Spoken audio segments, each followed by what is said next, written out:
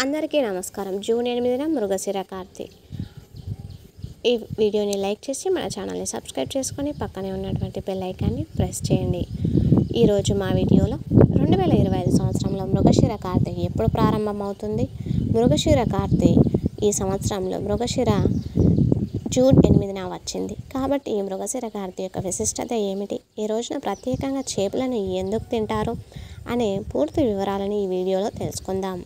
భారతదేశంలో మృగశిర కార్తెకి విశేష ప్రాధాన్యత ఉంది. రోహిణి కార్తెలో రోడ్లు పగిలే ఎండలతో సతమతమయ్యే జీవకోటికి ఈ మృగశిర కార్తెలో వచ్చే నైరుతి ఋతుపవనాలతో వాతావరణం చల్లబడి ఉపశమనం కలుగుతుంది.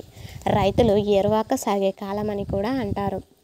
ఈ కాలంలో ఋతుపవనాలు విస్తరించి తొలకరి జల్లులు పడగానే పొలాలు దున్ని పంటలు వేయడం మొదలు పెడతారు. ఈ మృగశిర కార్తె ఎలా వచ్చిందో, ఎలా ప్రారంభమవుతుంది ఇప్పుడు ఈ వీడియో ద్వారా మనం తెలుసుకుందాం. వీడియోని ఎక్కడా స్కిప్ చేయకుండా పూర్తిగా చూడండి. అప్పుడే మేము చెప్తున్నాము మీకు అంతాను అర్థమవుతుంది. అనగా చంద్రుడు ఒక్కొక్క నక్షత్ర సమీపంలో 14 రోజుల పాటు ఉంటారు. ఈ నక్షత్ర సమీపంలో ఉంటే ఆ కార్తెకి ఆ పేరు ఉంటుంది. అశ్వినితో ప్రారంభమయ్యే రేవతితో ముగిసే వరకు మొత్తం 27 నక్షత్రాల పేర్లతో కార్తెలు ఉన్నాయి. ప్రస్తుతం ముగిసిన నక్షత్రానికి చేరువలో చంద్రలో ఉండడం వలన దీనికి మృగశిర కార్తె అనే పేరు వచ్చింది. ఎలా జరుపుకోవాలి అంటే, మాఘశిర కార్తె మొదటి రోజులు దేశవ్యాప్తంగా వివిధ ప్రాంతాల్లో మృగశిర, మూగం, మెరుగం పేర్లతో వ్యవహరిస్తారు. ఈ రోజున ప్రజలు బెల్లాల్లో ఇంగువను కలుపుకొని సేవిస్తారు.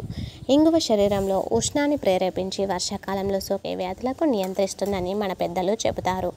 అలాగే మృగస్థుల కార్తె ప్రారంభం రోజున చేపలు, ఇతర మాంసాహారం తింటే వ్యాధులు మన దరి చేరవని ప్రజల విశ్వాసం. పురాణ ప్రాశస్త్యం పైన నుండి ముగిసిన కాంతి రోజునే తన శిష్యుడైన యాదవ ఉపనిషత్తులు బోధించాడని అంటారు. ఈ ఉపనిషత్తు వర్షాధిపతి అయిన వరుణదేవుని ప్రార్థనతో ప్రారంభమవుతుంది. ప్రాధాన్యత అనకు భగవద్గీతలోనూ కనిపిస్తుంది.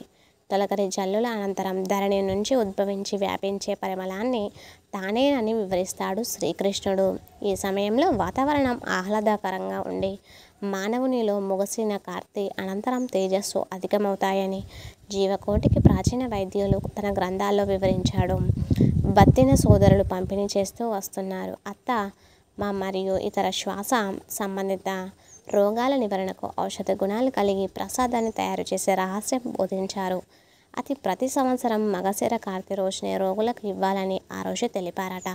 నాటి నుంచి నేటి వరకు 175 సంవత్సరాల నుంచి నిరంతరాయంగా ఈ చేప మందు పంపిణీ జరుగుతూ వస్తుంది. ఇతను చనిపోకుండా అనేక వరాలు కలిగి ఉండడం చేత ఇంద్రుడు సముద్రాల నుండి వచ్చే నురుగులు ఆయుధంగా చేసి చంపేస్తాడు. మీకు ఈ వీడియో నచ్చితే తప్పకుండా లైక్ చేసి షేర్ చేయండి. మరిన్ని మంచి వీడియోస్ కోసం మన ఛానల్ని సబ్స్క్రైబ్ చేసుకోండి. ఇంతవరకు ఈ వీడియో చూసిన ప్రతి ఒక్కరికి కూడా ధన్యవాదములు.